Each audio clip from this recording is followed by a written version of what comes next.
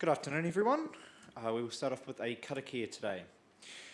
Tūtaua mai I runga, tūtara mai I raro, tūtara mai I roto, tūtara mai I whāro, kia ti ai, kia mauri ai, kia mauri tū, kia mauri ora, kia te katoa, humie, huie, tae ki e. Come forth from above, below, within, and from the environment, vitality and well-being for all, strengthened in unity. Please be seated.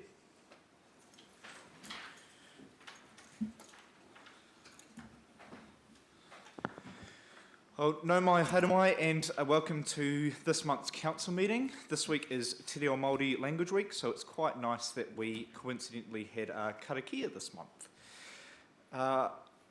Welcome to members of the public, guests, and media as well, and councillors and staff. Any apologies? Looks like everybody's here. Thank you. We've got Lornay up the front here today.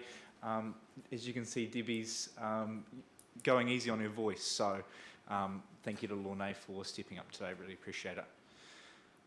I will jump straight into, we have one public forum here today. Jennifer, did you want to come on up to the front?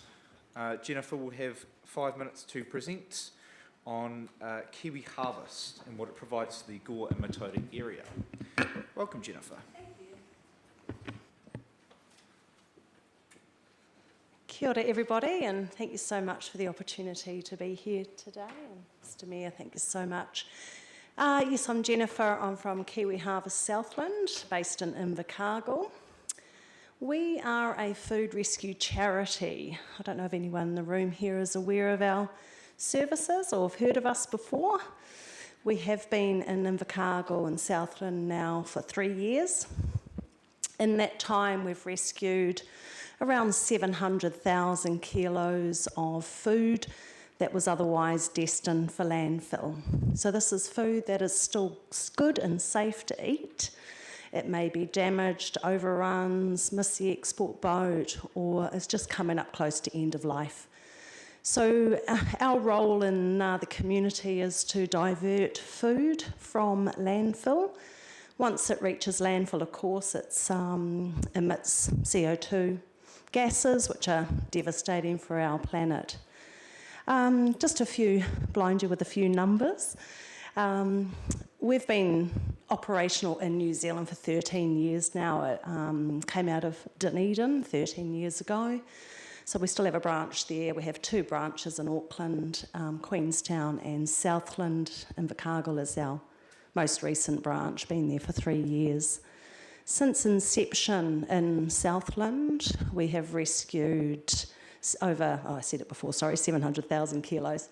On an annual basis, at the moment, we're looking around 223,000 kilos of food that would have gone into landfill. That equates to, with a meal equivalent based on the industry standard of 450 grams per meal, 450,000 meals that have gone into the community on an annual basis. That equates to about $1.5 million in retail value. So it's quite staggering. This financial year, we're on track to be much bigger. We know the demand is out there more. In fact, people are tapping into food support more than they've ever done pre-COVID, during COVID. So the need is much greater up now. It's gone up by about 65%. So our operations we are based in Invercargill, but we cover Southland. We come up to Gore every single week. We're servicing 6 agencies in Gore. So as a charity or company, we don't feed anybody directly, but we align with agencies who feed people in need. It could be people that are seeking refuge, women's refuge, emergency shelters, the Marais, alternative education, food banks, the Salvation Army, places like that. So we've got 6 agencies in Gore and 2 in Mataura. So every Tuesday our refrigerated truck, which is just new, we've just got a grant for a refrigerated truck, comes up to Gore. It's bringing up a whole bunch of food from Invercargill to service the agencies up here. What we need to do is grow bigger, where there is more demand out there for food support, but there's also food that's still been diverted to landfill rather than a food rescue. So, but to do that, what we need to do is get the Southland community behind us. At the moment in Southland, we're struggling with getting financial support. At the moment, Auckland's paying for most of the services down here, which is what we're trying to change. So today I've really just wanted to come and introduce myself and Kiwi Harvest. Even though we've been around for 3 years now, a lot of people still are not aware of what we do. So just wanted to make you aware. So when you see that funding application come through at some point, you might remember, oh yeah, I know what Kiwi Harvest does. So that's it really from me today, just an introduction to the important services we do, both on the environmental side and the social side for feeding people in need. Thank you. Thank you very much, Jennifer, and thank you for the work that your organisation does. Councillors, questions? Councillor Dixon. Yes, thank you very much, Jennifer, for that overview about Kiwi Harvest. Do you have any idea how much it costs to actually distribute the food in Southland? Yes, we like to keep things really simple at Kiwi Harvest. It costs us about $1 a kilo to rescue food. But $1 we can turn into $5.16 of social good. So if you went to the supermarket and spent $1, we would get the same value, but it would be $5.16 worth of food.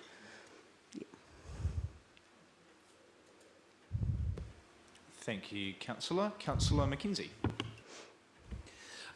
Jennifer, I was aware of Kiwi Harvest, Great. but I didn't know what Kiwi Harvest was as such, and I think what you're doing now, talking to us, is a great thing, but it's also a great thing to just spread the word out Yes. about what you do, because originally I'd heard the name, but I thought, what is that? Yeah. You know, but Yeah. you're doing a fantastic job, but I just wanted to make that comment. Thank you. Thank you so much. There is a company or charity the same in Australia called Oz Harvest, so we're part of a international brand as well. But yeah, Kiwi, we don't harvest kiwis, but yeah. Thank you, Councillor. Any further questions? Councillor Reid. Thank you, Your Worship. I'm just wondering where you're accessing your food. You say you're rescuing, so is this from supermarkets, I presume? Do you have any other places that you're tapping as well? Yes, thank you for the question. We go to all the supermarkets every single day, in Invercargill at least. Up here, what we've done is one of our recipient agencies up here, we've set them up to be a satellite branch. So because we can't get to Gore every single day, they do all the collections on our behalf.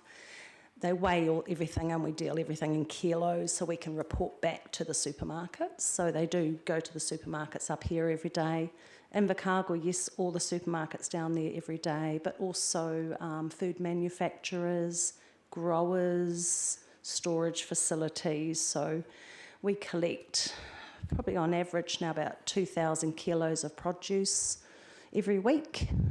Carrots, potatoes, parsnips, onions, all that sort of thing. So we'll collect those in great big bins, about 500 kilo bins, and get students in alternative education come in and they'll repackage them for us into boxes, and then they'll come up to Gore. So, and cafes as well, Starbucks sort of thing, they give to us every single day, donate food. But we can work with anybody. And we say to everybody as well, as before it was noted that we're all about raising awareness, is there's other things people can do too. Yes, there is financial support, but there's also volunteering. There's some companies like to sort of partner with us. An example of that would be Thermomix. They've donated us some refurbished Thermomixes, which we've passed on to our recipient agencies that provide community meals. And also donations of food and stuff like that. But we can work with anybody, yeah. Thank you, Councillor. And last one, Councillor Fraser. Thank you, Your Worship.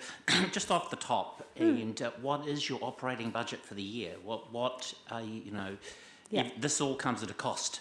as I can see, yeah. is that everything you're doing, you're actually paying for. The food's getting given to you, but there's still a lot of costs. So you generalise, That's what right. is your yearly operational costs? It costs, the Southland branch costs 165,000 to operate a year. Yeah, and that's your operational expenses. We've got a truck, diesel miles, all those costs, yeah. Yeah, thank you. Thank you very much. Thank you, councillors. Awesome. Thank you Thanks. for your time.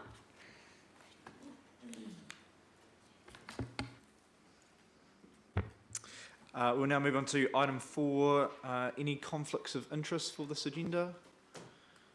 Appear to be none. And confirmation of the agenda. Is everyone happy with the order?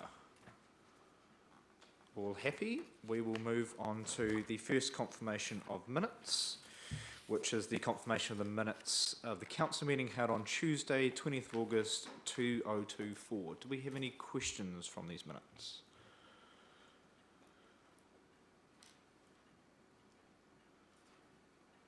Can I please have a move that these are true and correct record? Councillor Phillips, seconded by Councillor Richard McPhail. If there is no debate, I will put the motion. All those in favour, please say aye. And against? The motion is carried. Confirmation of the minutes, Assets and Infrastructure Committee meeting held on Tuesday, 3rd September 2024. Councillor Gardine.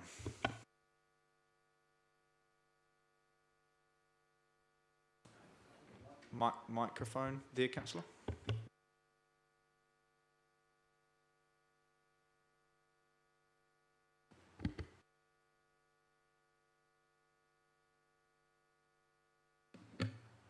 Page 20, there's a comment from the roadie manager about what he's dropped out, and I think the minutes have been picked up wrong. In response to Councillor Gardine, the manager said the types of projects that were able to be undertaken for local roads projects included seal widening, traction seals and intersection sealing. I think, is that true or not?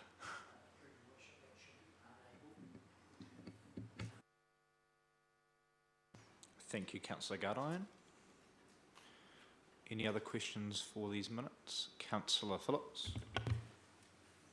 Thank you, Your Worship. I noted in the recommendation that there was a staff report to come to this meeting, and I believe that the manager's been sick, but I'd just like to emphasise that in one of the recommendations, the last one, is about notifying the public about what's happening here, and the sooner we can get that done, the better, because the public needs to know what NZTA or Wakatoa, as they once were, have done to this council, and it's not good enough.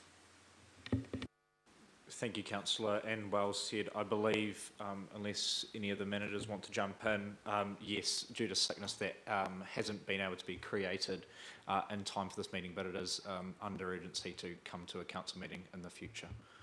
So just some clarification as to why that isn't in the agenda. Any further comments on this? I'll just add, there has been a little bit of chatter around the wastewater consents with some concerns raised by members of the public. That is on front of mind for councillors. It was brought up at the most recent mayoral forum as to those discharge consents and how much they are costing councils as it currently stands, and that'll be a continuing conversation in the future, hopefully with more information coming to upcoming council meetings as well. If there's no further commentary, is Councillor Gardine happy to move that there's a true and correct record other than that amendment? Happy to move, and seconded by Councillor Fraser. No further discussion. I will put the motion. All those in favour, please say aye. And against, the motion is carried. Moving on to reports for information, we have a presentation from Great South. Hopefully. Charlie might be here about 5. Okay, we will move on to the next one, which is the mayoral report on page 7.2. I'm happy to answer any questions. It's more just for information for the public. I had some feedback that maybe the slides were a bit much last time, so I've just kept it simple this time around as a bit of a more informative. Questions? Councillor Fraser. Thank you, Your Worship. I see all these meetings, which is great. I just wondered if we can just have bullet points around a couple of things that were suggested, because I see you met with Groundswell. I'd be interested to know what the conversation was around. Yeah, absolutely. The conversation was around the provision, the Māori provision in the district plan, and getting some understanding there. They just wanted some clarification on that stuff. Any further? Councillor Hovell?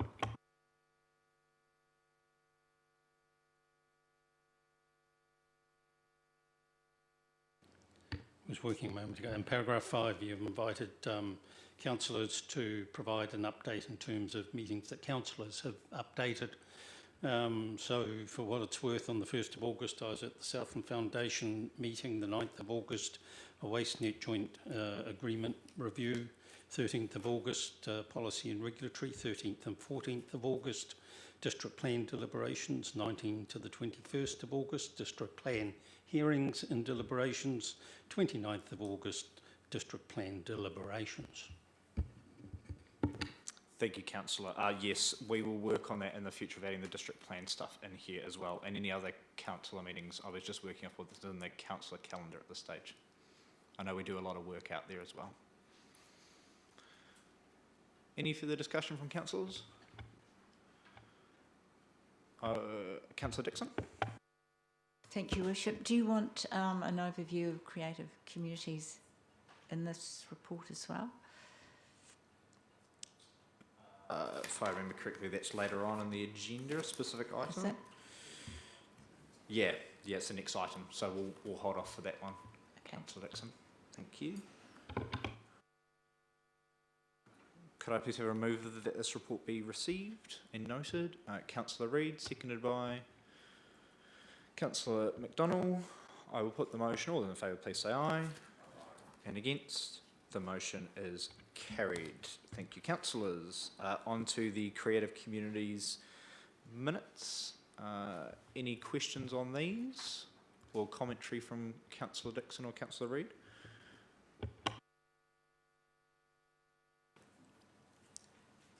Look, I'd just like to add that there's a lot of interest in creative communities and the grants funding, and the decisions for applications were well reasoned by the appropriate members and determined the collective amount of 10,421 in round 1 and the balance to be carried over to round 2. So there is a lot of interest and it's a worthy project.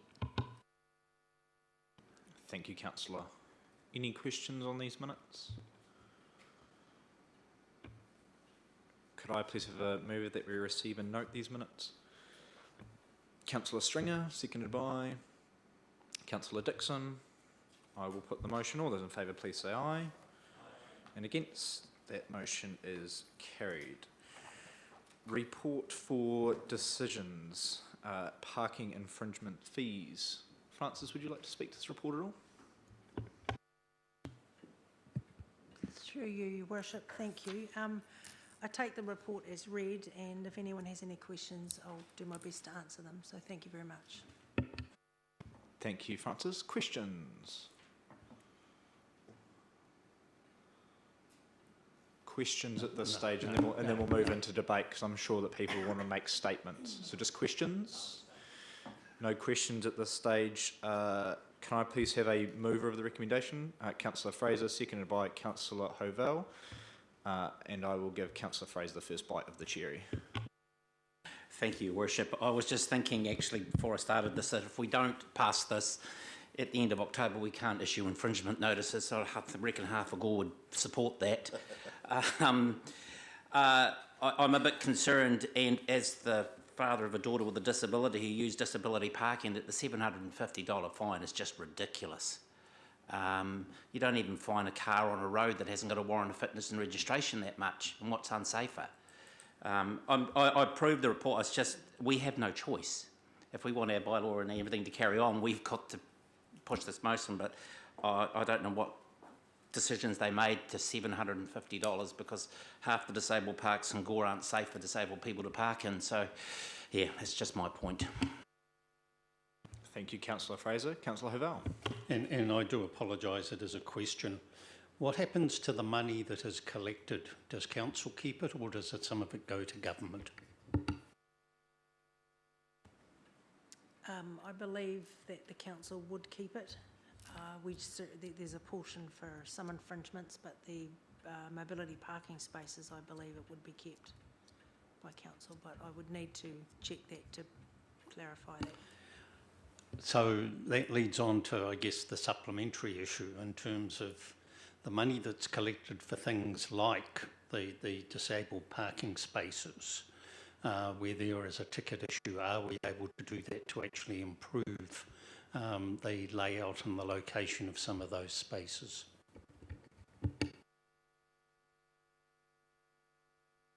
Through your worship, I can answer part of those questions. The infringement income does come back to council. We do pay a small fee to the Ministry of Justice, so we do collect that income. Parking as an activity is not fully self-funded, so our ratepayers are subsidising that activity at the moment. So the infringements that we receive and the parking income that we receive is not enough to cover the cost of that activity. So ratepayers are subsidising that. In relation to improving the parks themselves, we would need to have a discussion with the roading team on how they would look, and again, if it was on a state highway with NZTA. So it's something that can be looked at. I am aware that parking as an issue is going to be looked at as part of the LTP process, and that is some items that we can look at there for allocating additional funding towards those, if that's what elected members want. So I think the LTP is the right vehicle for that question.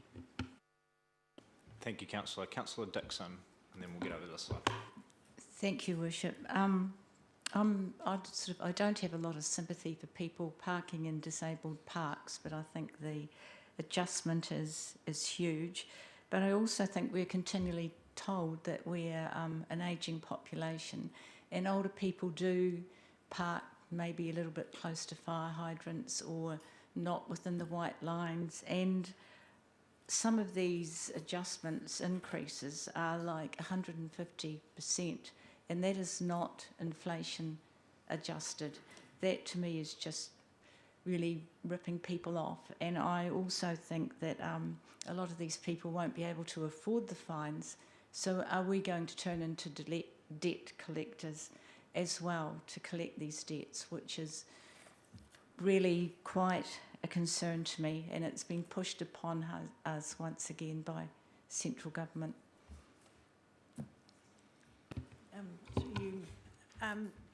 We do take an educational approach with people, especially elderly people, and it's, we try our best to do as much education with the abuse of parks. We don't issue a lot of infringements for mobility parks, and from my observation I would think they're probably more highly abused in supermarkets and warehouse car parks, more so than on the street. And the cost of a mobility card, I researched that you can get a short-term one for up to 12 months, and it costs the person $35, I'm sorry, and you can get a long-term one which is for 5 years, and that's $50. So we're quite educational with people, elderly people or people with disabilities that don't have one, to let them know that that option is available to them if they need to go and get one.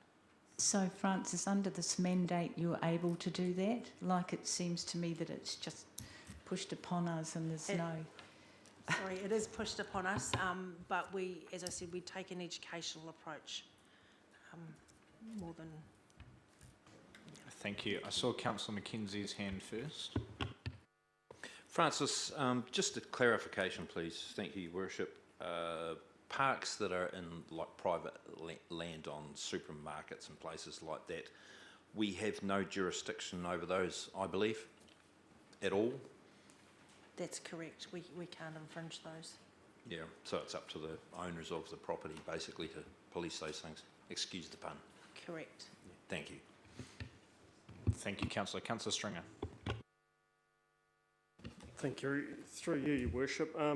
Two questions. First one's a general. How many disabled mobility parks do we have? And the second one is around the risks. If we don't pass this, what are our legislative obligations and what risk does that expose us to?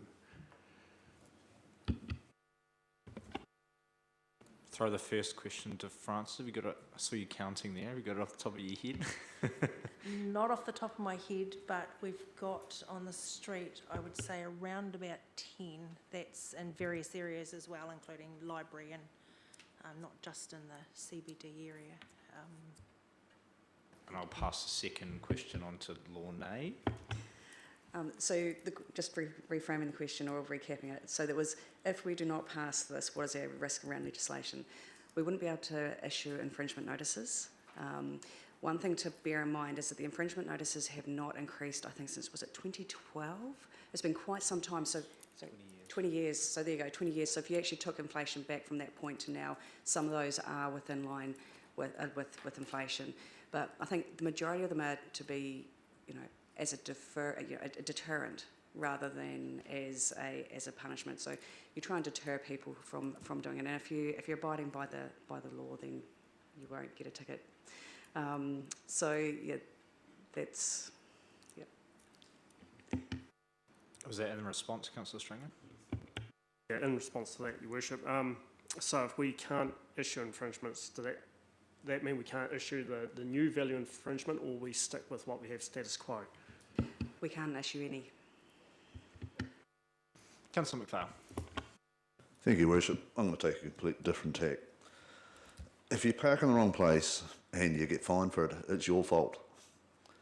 I walk past people every day outside the Westpac Bank parking in the disabled park, and it's one of the most annoying things I see. In fact, I was going to photograph someone for tonight's meeting. If they park there, they're in the wrong.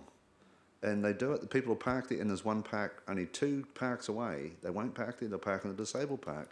Oh, $750 is fine. If they park there, it's their fault, I'm sorry. So that's my point of view, so more power to you. Thank you. Thank you, Councillor. Councillor Phillips. Thank you, Your Worship. I'm looking down upon this list here, and I believe that quite a few of these are driven by central government in there. If you look at the hydrants, the disabled parking, there's been a lot of publicity lately from central government in regards to the increase in their fees, and they were mandated by central government. So it's not us. We're just applying the rules that central government are coming down upon us. And like Councillor McPhail, if you park in the wrong place, then you deserve to get a fine. The only question that I have is that outside the BNZ, the ATM machine, if you park there, you'll notice that it's a fire hydrant in the car park. So I think we need to look at getting that changed. Thank you, Councillor. Any further discussions?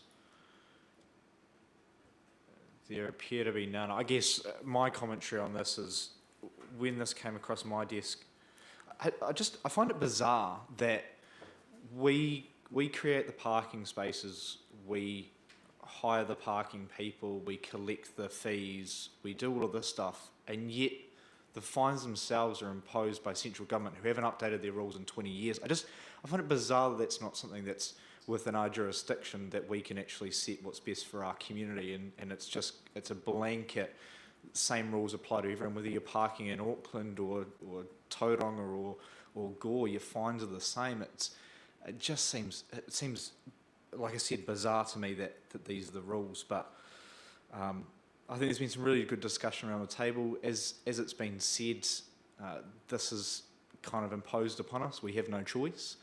The best we can do is what's within our powers, which is making sure that our parks are correct and whatnot. Councillor Stringer and then Councillor Ovell. Thank you, Your Worship. Following on from what you're saying, it's quite enlightening. I'll pose this through to Lord Nay.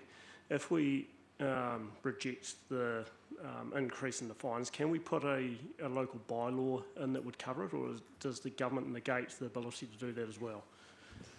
The government negates the ability to do that. This is one of those statutory legislations that they impose on us, and it's consistent throughout the country. Councillor Hovell. I just want to check a statement that you made, Your Worship, that the fines are the same around the country. From the table there, at present you pay $12 if you don't put any money in the meter here. It's $40 in Invercargill. So there appears to be different standards for some of the things, and I would have thought even the $20 fee that we have for not putting money in the meter and etc. If you could have a car sitting there for several hours, and if it's the first time the parking warden comes along, you get the $12 ticket at present and going up to 20. I'm just wondering, one, is it correct that they're the same everywhere? And two, in fact, is the $20 fee for not putting money in the meters here the appropriate one, and should it be higher? So I'll answer that, and I'm happy for staff to jump in afterwards.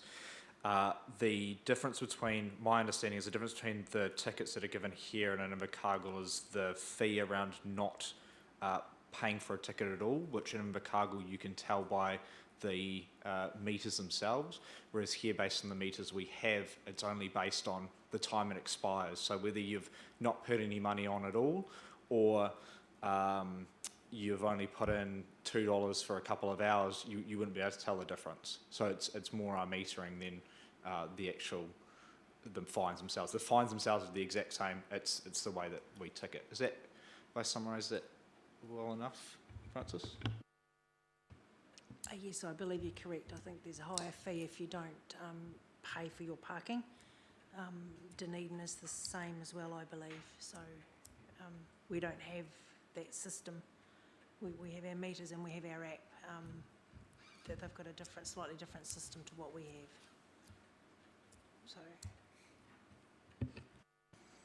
So. Councillor Phillips. Thank you, Your Worship. Well, I quite looking forward to the long-term plan discussion about this, and there's one really good alternative to all the fees hikes, and that's to take the parks out. Thank you, Councillor. Councillor Reid. Just to argue the toss with Councillor Phillips, perhaps the people who run the businesses are quite happy to have the parks there, frees them up for their customers to park. Thank you, Councillor Reid. I'll allow one more comment question, but this will be discussed in an LTP, so you'll get a full bite of the cherry in that. But I'm liking the debate. Councillor Gardine. How short are we from funding their operation in that department fully, and will this go anywhere near it with the fees that we do collect, or is it just going to scratch it? Well, it's how long's a piece of string? No, so it depends on how many people infringe and how many tickets are written. So you can never gauge or predict how many people are going to stay longer, how many people will. This may be a behavioural modification. Currently, we fund less than 50% of the activity through infringements and income collected. Thank you, Lorna. I believe there was some information provided as part of the hearings process in our latest annual plan. If you wanted to do some reading on that, Councillor Gardine. I think we've had a good debate. We have a mover and a seconder. Any further discussion? I will put the motion. All those in favour, please say aye. And against? The motion is carried. Thank you, councillors. And just like that, that brings us to the end of the public discussion. We'll take a quick 5-minute intermission. And Councillor Hovell? Just a query procedurally, we have a in-public item of being spoken to with Great South. How do you intend to deal with that? The lady hasn't arrived yet, so I guess we go into public excluded. When she arrives, we'll have to go back into public and do it that way. Correct. Just in case anyone's wanting to hang around to hear what the lady has to say. Correct. That's correct, Councillor Hovell. So we'll go into public excluded, finish up the business there, and then come back out. Hopefully by 5 or after 5.